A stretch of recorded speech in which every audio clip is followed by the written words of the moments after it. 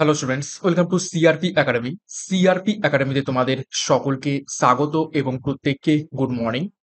তো আমরা upcoming Kolkata police এবং ওয়েস্ট বেঙ্গল পুলিশ এক্সাম 2024 পরীক্ষাকে লক্ষ্য করে প্রত্যেকদিন সকাল 7টা থেকে বাছাই করা হুবহু কমনযোগ্য 40টি করে প্রশ্নোত্তর প্র্যাকটিস করছি। এবং এই সমস্ত প্র্যাকটিস সেট শুধুমাত্র পুলিশ পরীক্ষা নয়, আপকামিং ক্লার্কশিপ এবং মিসলেনিয়াস পরীক্ষার জন্য কিন্তু সমপরিমাণে গুরুত্বপূর্ণ। এবং আজকে আমরা 24 নম্বর প্র্যাকটিস সেট করব। গুরুত্বপূর্ণ 40টা প্রত্যেক দিনের মতো প্রশ্নোত্তর দেখে ফেলবো। তার আগে সিআরপি একাডেমিতে নতুন হয়ে থাকলে চ্যানেলটিকে সাবস্ক্রাইব করো, পাশের বেল আইকনটা প্রেস করে রাখো প্রত্যেকদিন গুরুত্বপূর্ণ ক্লাসের নোটিফিকেশনগুলো পাওয়ার জন্য, এবং টেলিগ্রামে যুক্ত হয়ে যাও ফ্রি পিডিএফ, ফ্রি বিষয়ভিত্তিক মক টেস্ট, ফ্রি সাপ্তাহিক কারেন্ট অ্যাফেয়ার্স, ফ্রি সাপ্তাহিক ফুল মক টেস্ট পাওয়ার জন্য। তো যাই হোক, আজকে ক্লাসের যে গুরুত্বপূর্ণ 40টি প্রশ্নোত্তর রয়েছে সেগুলো এক এক করে দেখে নেওয়া যাক। দেখো, প্রথম প্রশ্ন, আলোর কোয়ান্টাম তত্ত্বের প্রবর্তক কে? প্রত্যেকটা প্রশ্ন চলাকালীন নিজেরাই সঠিক উত্তরগুলো করার চেষ্টা করবে এবং আমার উত্তরের সাথে মেলানোর চেষ্টা করবে এবং কম সময় বেশি সংখ্যক প্রশ্ন উত্তর করার চেষ্টা করব, সাথে এক্সট্রা নোটস। তো সঠিক উত্তর হয়ে যাবে আলোর কোয়ান্টাম তত্ত্বের প্রবর্তক কে। সঠিক উত্তর অপশন এ, ম্যাক্স প্ল্যাঙ্ক। ওকে, দেখো কিছু গুরুত্বপূর্ণ বৈজ্ঞানিক সূত্র এবং তাদের যে সমস্ত বিজ্ঞানীরা প্রবর্তন করেছেন সেগুলো একটু দেখে নিই। দেখো, শক্তির নিত্যতা সূত্র দিয়েছেন জুল প্রেসবার্ট। আলোর প্রতিসরণের সূত্র দিয়েছেন স্নেল। তারপর দেখো, কাস্কেট তত্ত্ব দিয়েছেন ডাব্লিউ হেইটলার এবং হোমি জাহাঙ্গীর ভাবা। তাপীয় আয়ন তত্ত্ব দিয়েছেন মেঘনাথ সাহা। পদার্থের স্থিতিস্থাপকতার তত্ত্ব বা সূত্র দিয়েছেন হুক। তারপর দেখো, তাপগতিবিদ্যার সূত্র দিয়েছেন ক্লসিয়াম। এছাড়া দেখো, তড়িৎ চুম্বকত্বের সূত্র দিয়েছেন মাইকেল ফ্যারাডে, খুবই গুরুত্বপূর্ণ। আপেক্ষিকতাবাদের সূত্র দিয়েছেন বা তত্ত্ব দিয়েছেন অ্যালবার্ট আইনস্টাইন। গ্রহের গতিসূত্র দিয়েছেন বিজ্ঞানী কেপলার এবং গ্যাসের চাপের সূত্র দিয়েছেন, যেটা হচ্ছে স্থির চাপের সূত্র দিয়েছেন চার্লস, বিজ্ঞানী চার্লস। তো গুরুত্বপূর্ণ তথ্য দেখে নিলাম। নেক্সট দেখো, 2 নম্বর প্রশ্ন, নংক্রেম কোন রাজ্যের প্রচলিত নৃত্য? প্রত্যেকটা টপিক থেকে আমি প্রশ্ন উত্তর করাবো, history, geography, polity, economics, science, স্ট্র্যাটেজিকে, কারেন্ট অ্যাফেয়ার্স। যদিও আজকের ক্লাসে কোনো রকম কারেন্ট অ্যাফেয়ার্স নেই, নেক্সট ক্লাস থেকে আমি কারেন্ট অ্যাফেয়ার্সও অ্যাড করে দেবো। তো নংক্রেম কোন রাজ্যের প্রচলিত একটি গুরুত্বপূর্ণ নৃত্য? সঠিক উত্তর হয়ে যাবে এখান থেকে অপশন ডি, মেঘালয়। মেঘালয়ের একটি গুরুত্বপূর্ণ নৃত্য নংক্রেম। পরীক্ষা এসেছে কিন্তু বিগত বছরে অনেকবার। 3 নম্বর প্রশ্ন দেখো, তিলাইয়া বাঁধ কোন নদীর উপর অবস্থিত? তো সঠিক উত্তর হবে তিলাইয়া বাঁধ অবস্থিত রয়েছে অপশন সি, বরাকর নদীর উপর। নেক্সট দেখো, কিছু গুরুত্বপূর্ণ বাঁধ এবং সেগুলো কোন রাজ্যে এবং কোন নদীর উপর অবস্থিত সেগুলো একটু দেখে নেই। দেখো, হীরাকুদ বাঁধ এটা উড়িষ্যাতে অবস্থিত রয়েছে মহানদীর উপর। হীরাকুদ বাঁধ হচ্ছে ভারতবর্ষের দীর্ঘতম বাঁধ। তারপর দেখো, তেহেরি বাঁধ এটা উত্তরাখণ্ডে অবস্থিত রয়েছে ভাগীরথী নদীর উপর এবং এটা হচ্ছে উচ্চতম বাঁধ। তেহেরি ড্যাম হচ্ছে উচ্চতম বাঁধ। তারপর দেখো, ভাকরা নাঙ্গাল বাঁধ অবস্থিত রয়েছে পাঞ্জাবে শতদ্রু নদীর উপর, এটা হচ্ছে বৃহত্তম বৃহত্তম বাঁধ। তো দীর্ঘতম, উচ্চতম, বৃহত্তম তিনটেই আলাদা, তিনটে বাঁধ ভালো করে দেখে নাও। নেক্সট দেখো, নাগার্জুন সাগর বাঁধ অন্ধ্রপ্রদেশে অবস্থিত রয়েছে কৃষ্ণা নদীর উপর। সর্দার সরোবর বাঁধ অবস্থিত রয়েছে গুজরাটে নর্মদা নদীর উপর। নাপতা ঝাকরি বাঁধ অবস্থিত রয়েছে হিমাচল প্রদেশে শতদ্রু নদীর উপর। ভবানী সাগর বাঁধ অবস্থিত রয়েছে তামিলনাড়ুতে ভবানী নদীর উপর। মেত্তুর বাঁধ অবস্থিত রয়েছে তামিলনাড়ুতে কাবেরী নদীর উপর। নেক্সট দেখো, 4 নম্বর প্রশ্ন, কম্পিউটার সায়েন্সের জনক কাকে বলা হয়ে থাকে?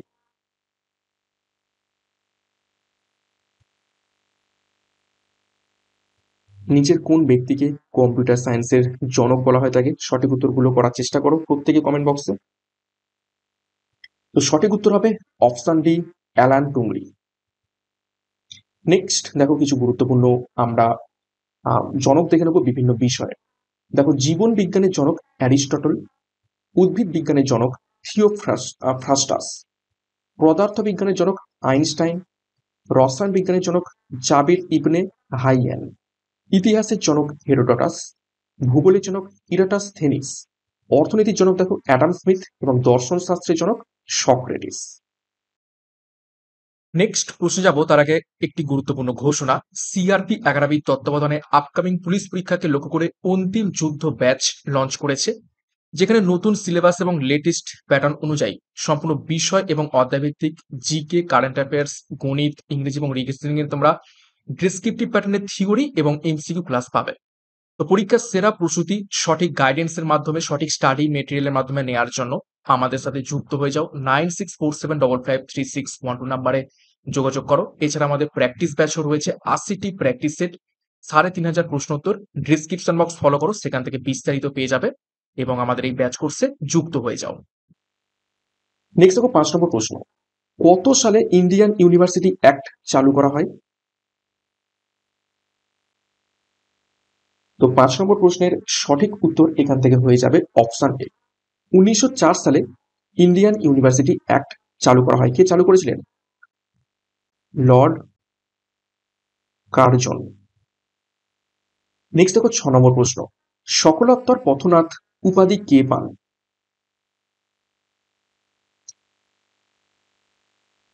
নিচের কোন ব্যক্তি সকলোত্তর পথনাথ উপাধি পান?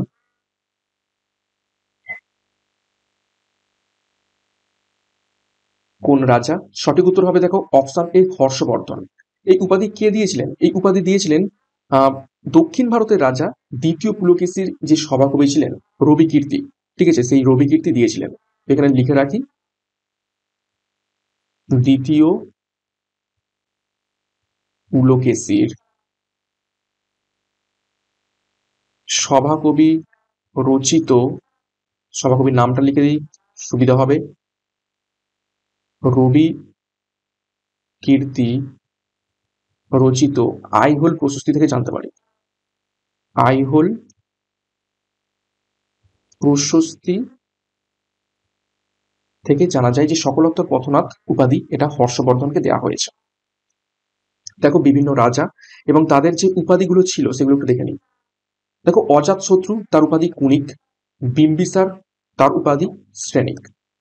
তারপর দেখো মহাপদ্মনন্দের উপাধি ছিল অগ্রসেন বা উগ্রসেন। আর কি ছিল? একরাট। আর কি ছিল? আর ছিল হচ্ছে দ্বিতীয় পরশুরাম। দ্বিতীয় পরশুরাম খুবই গুরুত্বপূর্ণ। ধননন্দের উপাধি ছিল অগ্রমিজ। চন্দ্রগুপ্ত মৌর্যের উপাধি ছিল স্যাক্রোকটাস, অ্যাক্রোকটাস বা স্যান্ড্রোকটাস। স্যান্ড্রোকটাস এগুলো হচ্ছে গ্রিকরা নামগুলো দিয়েছিল। নেক্সট দেখো বিন্দুসার, তার উপাধি ছিল অমিত্রঘাত বা অমিয় চ্যাটাসও বলা হয় তাকে। অশোকের উপাধি ছিল প্রিয়দর্শী। আর একটা হচ্ছে কি দেবনাম প্রিয়। দেবনাম প্রিয়। দ্বিতীয় চন্দ্রগুপ্তের উপাধি ছিল বিক্রমাদিত্য, সাথে কি সকারী।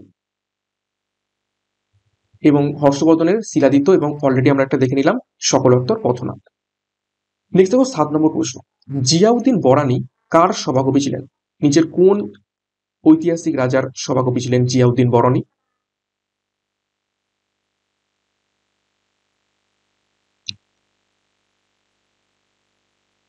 সঠিক উত্তর হয়ে যাবে অপশন সি, ফিরোজ শাহ তুগলকের সভাকবি তিনি ছিলেন।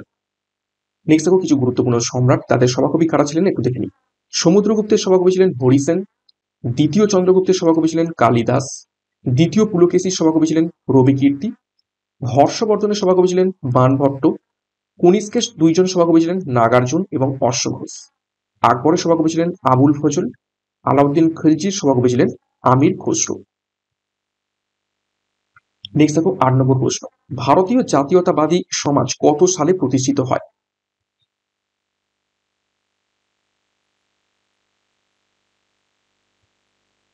নিচের কোন সালে ভারতীয় জাতীয়তাবাদী সমাজ প্রতিষ্ঠিত হয়?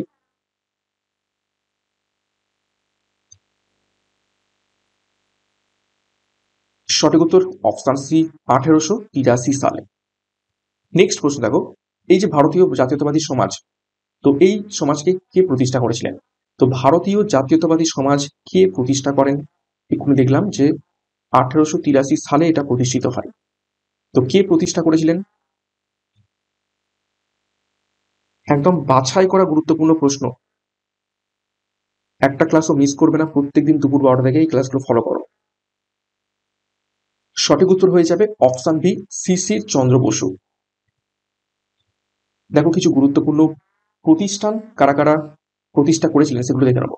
দেখো ব্রাহ্ম সমাজ প্রতিষ্ঠা করেছিলেন রামমোহন রায়, আর্য সমাজ প্রতিষ্ঠা করেছিলেন দয়ানন্দ সরস্বতী, প্রার্থনা সমাজ প্রতিষ্ঠা করেছিলেন আত্মারাম পাণ্ডুরঙ্গ, ভারত সভা প্রতিষ্ঠা করেছিলেন সুরেন্দ্রনাথ বন্দ্যোপাধ্যায়, ডন সোসাইটি প্রতিষ্ঠা করেন সতীশ চন্দ্র মুখোপাধ্যায়, অনুশীলন সমিতি প্রতিষ্ঠা করেছিলেন সতীশ চন্দ্র বসু। অনুশীলন সমিতি আরো অনেকে রয়েছে, প্রমথনাথ মিত্রও দেখতে পাবে।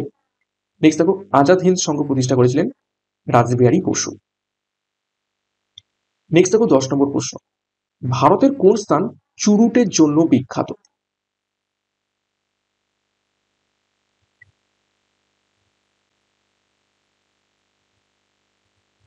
চারটে শহরের নাম দেওয়া রয়েছে। তো 10 নম্বর প্রশ্নের সঠিক উত্তর হবে, মিলিয়ে নাও, অপশন বি ডিন্ডিগুল। এই স্থানটি বা এই শহরটি চুরুটের জন্য বিখ্যাত। দেখো ভারতের কিছু গুরুত্বপূর্ণ শহর, সেগুলো কোন কোন পণ্য বা প্রোডাক্ট বা শিল্পের জন্য বিখ্যাত সেগুলো দেখে নিই। হলদিয়া তৈল শোধনাগারের জন্য বিখ্যাত, ঝরিয়া বিখ্যাত কয়লা ফিল্ড, কয়লা খনি, তো কয়লার জন্য বিখ্যাত। নেপানগড়, এটাকে ভিভিআই করবে, বহুবার পরীক্ষায় এসেছে। নেপানগড় দেখো নিউজ প্রিন্টের সাথে সম্পর্কিত, কিভাবে মনে রাখবে, নেপানের ন আর নিউজ প্রিন্টের ন। নাসিক, নাসিক হচ্ছে কারেন্সি নোট প্রেসের জন্য বিখ্যাত। গুন্টুর, এটা হচ্ছে তুলা এবং তামাকের জন্য বিখ্যাত। ডালমিয়ানগর সিমেন্ট প্রস্তুতির জন্য বিখ্যাত, এবং সিন্ধ্রি, সিন্ধ্রি হচ্ছে সারের প্রস্তুতির জন্য বিখ্যাত। এটাও ইম্পর্টেন্ট, পরীক্ষায় আসে অনেকবারই।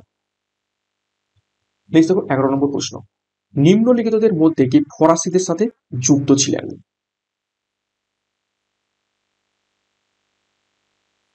ব্রিটিশদের হারাতে বা ব্রিটিশদের পরাজিত করতে নিজের কোন ব্যক্তি ফরাসিদের সাহায্য চেয়েছিলেন?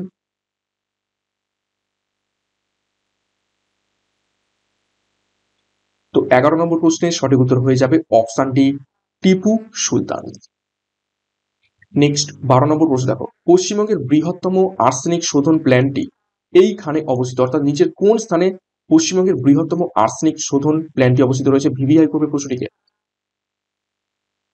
এটা পিএসসি ডাব্লিউবিপিএসসির খুবই গুরুত্বপূর্ণ প্রশ্ন, অনেকবার পিএসসির বিভিন্ন পরীক্ষাতে এসেছে, এবং ফুড এসআই পিএসসির পরীক্ষা, এবং আমি সেই সমস্ত প্রশ্নই তোমাদের কাছে নিয়ে আসবো বাছাই করে করে, যেগুলো পিএসসি তাদের পরীক্ষাতে ম্যাক্সিমাম টাইম দিয়ে থাকে এবং যে ধরনের প্রশ্ন দিতে পারে। আমি নিজেও পিএসসির এক্সাম দিয়ে চাকরিরত রয়েছি বর্তমানে, তো পিএসসি কি ধরনের প্রশ্নপত্র দিতে পারে সেটা মোটামুটি তোমাদের কাছে আমি নিয়ে আসার চেষ্টা করব। তো সঠিক উত্তর হয়ে যাবে এখান থেকে অপশন বি, কলকাতা। কলকাতাতে পশ্চিমবঙ্গের বৃহত্তম আর্সেনিক শোধন প্ল্যান্টটি অবস্থিত রয়েছে। নেক্সট দেখো 13 নম্বর প্রশ্ন, কে খালসা প্রবর্তন করেন? খালসা প্রথা প্রবর্তন করেন নিচের কোন ব্যক্তি?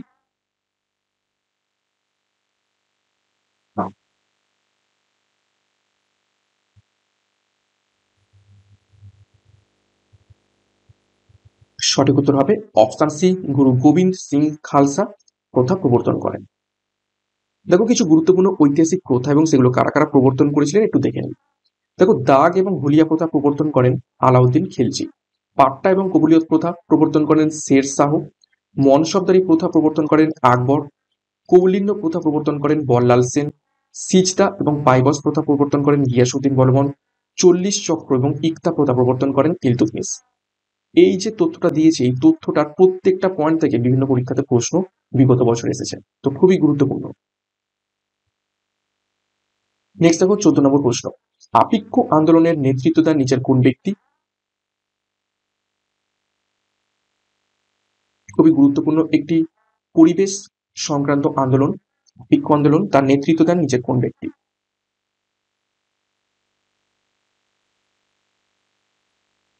সঠিক উত্তর হবে অপশন সি, শিরশির পাণ্ডুরাও হেগড়ে নেতৃত্ব দেন। দেখো কিছু গুরুত্বপূর্ণ আন্দোলন, সেগুলো কোন সালে হয়েছিল এবং কারা নেতৃত্ব দিয়েছিল। দেখো চিপকো আন্দোলন হয়েছিল 1973 সালে, তার নেতৃত্ব দিয়েছিলেন সুন্দরলাল বহুগুণা। সাইলেন্ট ভ্যালি আন্দোলন হয়েছিল 1978 সালে, কেরালা শাস্ত্র সাহিত্য পরিষদ এই নেতৃত্ব দিয়েছিলেন। আপেক্ষ আন্দোলন যেটা এক্ষুনি দেখলাম সেটা 1983 সালে হয়েছিল, পাণ্ডুরাঙ্গ হেগড়ে তিনি হচ্ছে নেতৃত্ব দিয়েছিলেন, এবং নর্মদা বাঁচাও আন্দোলন 1985 সালে হয়েছিল, মেধা পাটেকর এবং বাবা আমতে নেতৃত্ব দিয়েছিলেন। নেক্সট দেখো 15 নম্বর প্রশ্ন, শব্দের বেগ সবচেয়ে বেশি হয় নিচের কোন মাধ্যমে? এর থেকে ইজি প্রশ্ন আর হয় না। তো সঠিক উত্তর অপশন এ, কঠিন মাধ্যমে সব থেকে বেশি হয়ে থাকে। 16 নম্বর প্রশ্ন দেখো, লোহিত রক্তকণিকার আয়ুষ্কাল কতদিন? বহুবার পরীক্ষাতে এসেছে, ভিভিআই করবে।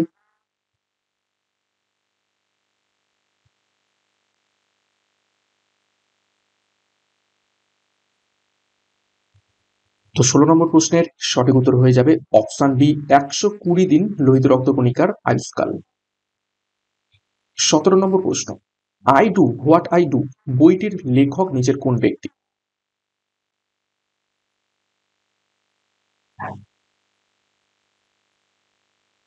চারজন ব্যক্তির নাম দেওয়া রয়েছে, প্রণব মুখার্জি, রঘুরামজি রাজন, উর্জিত প্যাটেল এবং জগদীশ প্রকাশ।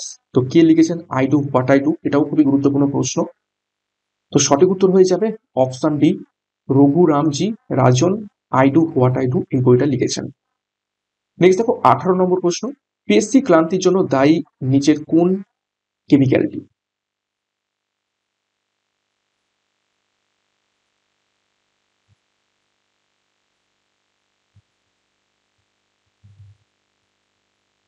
তো সঠিক উত্তর হয়ে যাবে এখান থেকে অপশন সি, ল্যাকটিক অ্যাসিড দায়ী হয়ে থাকে পেশি ক্লান্তির জন্য। নেক্সট দেখো 19 নম্বর প্রশ্ন, খাদ্য ও কৃষি সংস্থা যেটা হচ্ছে সম্মিলিত জাতিপুঞ্জের ঠিক আছে, প্রতি বছর 5ই ডিসেম্বরকে কি বিশেষ দিন হিসাবে পালন করা হয়ে থাকে?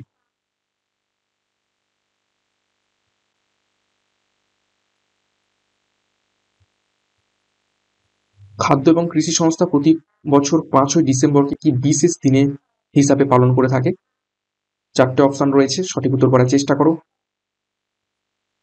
সঠিক উত্তর হবে, দেখে নাও অপশনে বিশ্ব ভূমি দিবস বা বিশ্ব মাটি দিবস বা সয়েল ডে বলতে পারো। 20 নম্বর প্রশ্ন দেখো, নিম্নলিখিতদের মধ্যে কে নিউ ল্যাম্পস ফর ওল্ড এই শিরোনামে কতগুলি প্রবন্ধের মাধ্যমে যুক্তিসঙ্গতভাবে নরমপন্থী কংগ্রেসের সমালোচনা করেন? এটাও ভিভিআই পিএসসির খুবই বাছাই করা ইম্পর্টেন্ট প্রশ্ন এটা। নিচের কোন ব্যক্তি নিউ ল্যাম্পস ফর ওল্ড এই শিরোনামে কতগুলি প্রবন্ধের মাধ্যমে যুক্তিসঙ্গতভাবে নরমপন্থী কংগ্রেসের সমালোচনা করেন? সঠিক উত্তর হবে অপশন এ, অরবিন্দ ঘোষ। 21 নম্বর প্রশ্ন দেখো, বর্ধমান মহাবীরের জন্ম কোথায় হয়েছিল? নিচের কোন স্থানে?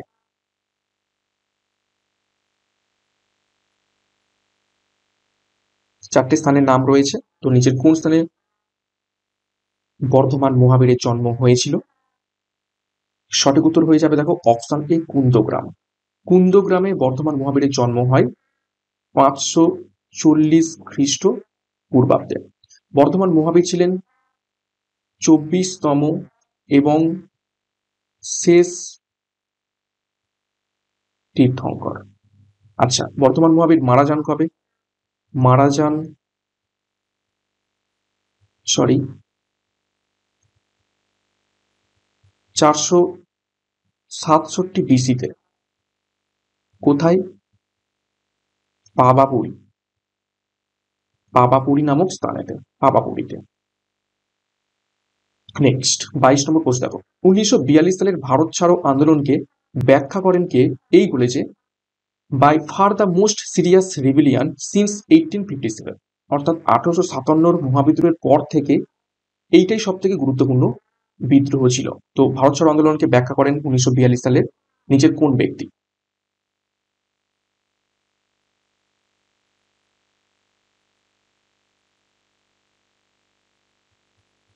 সঠিক উত্তর হয়ে যাবে option A, viceroy Lord Linlithgow এই উক্তিটা করেছিলেন ভারত ছাড়ো আন্দোলন সম্পর্কে। 23 দেখো, মুর্শিদাবাদ জেলাকে দুই ভাগে ভাগ করেছে নিচের কোন নদীটি? একদম ইজি প্রশ্ন।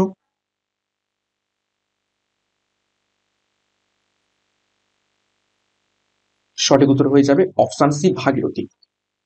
একটা নাম নিয়ে, পদ্মা নাম নিয়ে বাংলাদেশে চলে গেছে এবং একটা ভাগীরথী নাম নিয়ে আমাদের পশ্চিমবঙ্গের মধ্য থেকে প্রবাহিত হয়েছে। 24 নম্বর প্রশ্ন দেখো, সিকিম কবে ভারতের ফুল ফ্লেজড রাজ্য হিসাবে ঘোষিত হয়? অর্থাৎ পূর্ণ রাজ্যের তকমা পায় সিকিম নিচের কোন সালে? খুবই গুরুত্বপূর্ণ প্রশ্ন, এটা ভিভিআই করবে।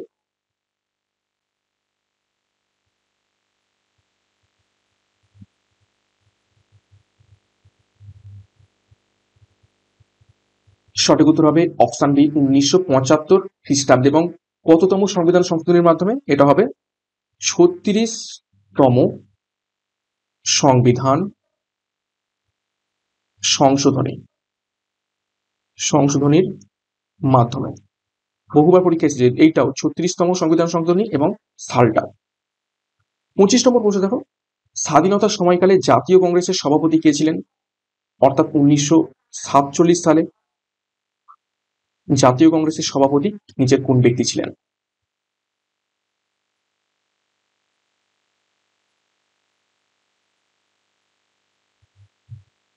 সঠিক উত্তর দেখে নাও, অপশন বি জে.বি. কৃপালিনী ছিলেন জাতীয় কংগ্রেসের সভাপতি স্বাধীনতার সময়কালে। 26 নম্বর প্রশ্ন দেখো, মানুষের দুধ দাঁতের সংখ্যা নিচের কতটি? কতগুলি দাঁত থাকে মানুষের দুধ দাঁত হিসাবে?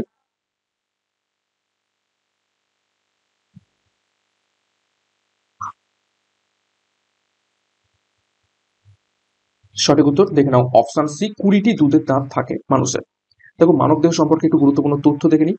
দেখো মানবদেহের মোট পেশির সংখ্যা 639টি।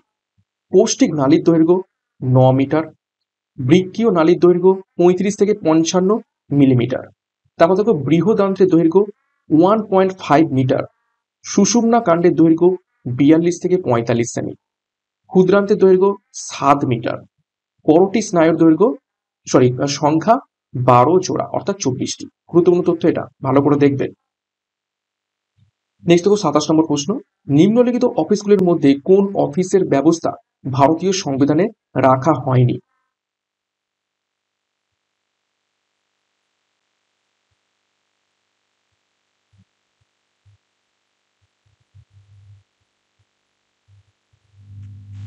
তো 27 এর সঠিক উত্তর হয়ে যাবে option D, deputy prime minister. এই পদটি সংবিধানে রাখা হয়নি। বাদ বাকি রাজ্যসভার ডেপুটি চেয়ারম্যান, লোকসভার ডেপুটি স্পিকার, আইনসভার ডেপুটি স্পিকার, এই পদগুলো সংবিধানে মেনশন রয়েছে, কিন্তু ডেপুটি প্রাইম মিনিস্টার এই পদের কোনো অস্তিত্ব নেই সংবিধানে। 28 দেখো, কংগ্রেসকে আনুবীক্ষণিক সংখ্যালঘিষ্ঠ বলে কে সমালোচনা করেছিলেন? মাইক্রোস্কোপিক মাইনরিটিস, মাইক্রোস্কোপিক মাইনরিটিস, এটা বলে অভিভূত করেছিলেন বা সমালোচনা করেছিলেন নিচের কোন ব্যক্তি?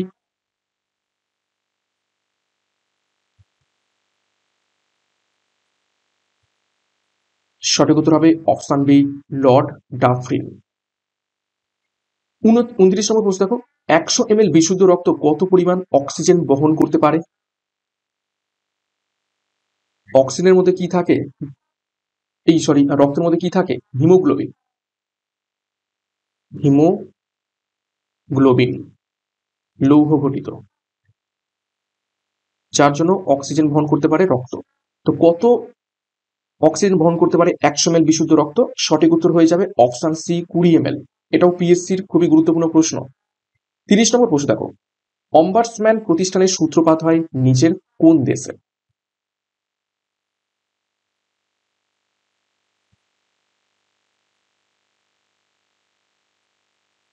নিচের কোন দেশে অম্বার্সম্যান প্রতিষ্ঠানের সূত্রপাত হয়?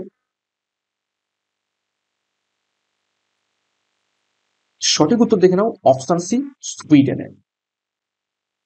31 নম্বর প্রশ্ন দেখো, কোন নদী উপত্যকা কফি চাষের জন্য বিখ্যাত হয়ে রয়েছে? ভারতের কোন নদী উপত্যকা? চারটা অপশন, গঙ্গা, ব্রহ্মপুত্র, গোদাবরী নাকি কাবেরী?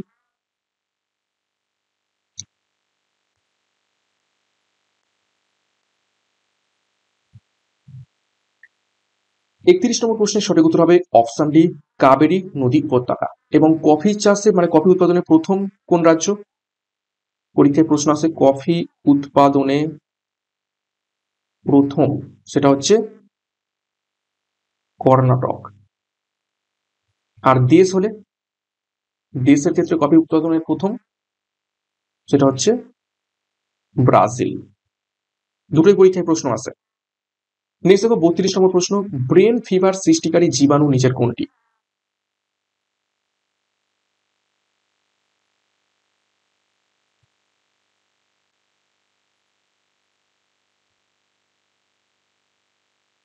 সঠিক উত্তর দেখে নাও, অপশন সি জাপানি এনকেফেলাইটিস ভাইরাস ব্রেন ফিভার সৃষ্টিকারী জীবাণু।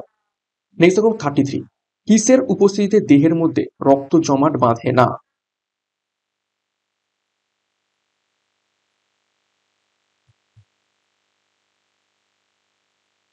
নিচের কোনটির উপস্থিতিতে দেহের ভিতরে রক্ত জমাট বাঁধে না, কিন্তু কোথাও কেটে গেলে সঙ্গে সঙ্গে রক্ত বেরিয়ে গেলেই রক্ত জমাট বেঁধে যায় বা তঞ্চিত হয়ে যায়? তো যাই হোক, সঠিক উত্তর হবে অপশানে হেপারিনের উপস্থিতিতে দেহের ভিতরে রক্ত জমাট বাঁধে না। নেক্সট দেখো 34, শ্রেণীবিন্যাসের জনক কাকে বলা হয়ে থাকে?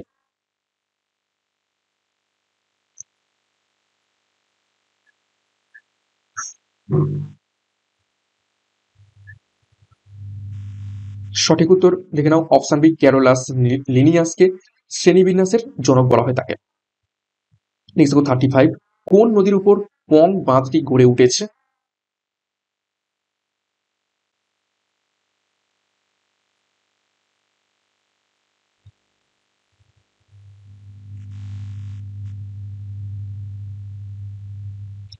তো সঠিক উত্তর হয়ে যাবে এখান থেকে অপশন সি বিপাশা নদীর উপর, অর্থাৎ বিয়াস যেটাকে আমরা বলে থাকি, বিয়াস রিভার। এবং এই পং ড্যাম কোথায় অবস্থিত রয়েছে? হিমাচল প্রদেশ। নেক্সট দেখো 36, মালাক্কা প্রণালী কোন দুটি দেশের মধ্যে অবস্থিত রয়েছে?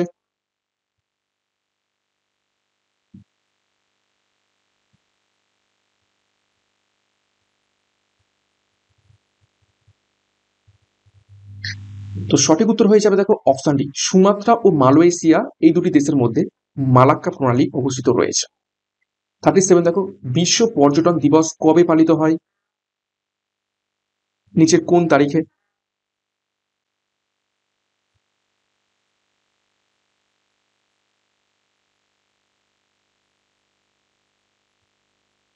সঠিক উত্তর হবে অপশন সি 27 সেপ্টেম্বর। নেক্সট দেখো 38, যুদ্ধক্ষেত্রে রুমি কৌশল ব্যবহার করেছিলেন নিচের কোন ব্যক্তি? কোন সম্রাট যুদ্ধক্ষেত্রে রুমি কৌশল ব্যবহার করেছিলেন?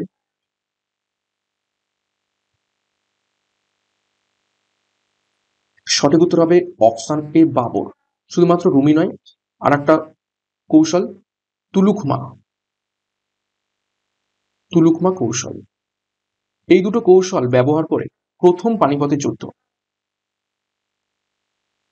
প্রথম পানিপথের যুদ্ধে ব্যবহার করেন কে? বাবর, 1526 সালে। এবং প্রথম কামান, কামানের ব্যবহার কি করেন? বাবর। পরীক্ষায় প্রশ্ন আছে এগুলো, ঠিক আছে। এবং এই সমস্ত ব্যবহার করে তুলুকমা কৌশল, রুমি কৌশল, ঠিক আছে, কামানের ব্যবহার করে ইব্রাহিম লোদির বিরুদ্ধে, ইব্রাহিম লোদির সেনাবাহিনী ছিল 1,00,000 আর বাবরের কাছে ছিল মাত্র 12,000।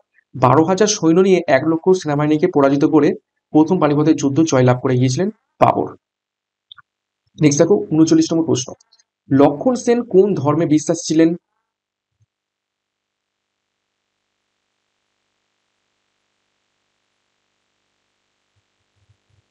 সঠিক উত্তর হয়ে যাবে অপশন বি বৈষ্ণব ধর্মে বিশ্বাসী ছিলেন লক্ষণ সেন। নেক্সট দেখো 40তম প্রশ্ন, কলকাতায় হিন্দু কলেজ প্রতিষ্ঠিত হয় নিচের কোন সালে?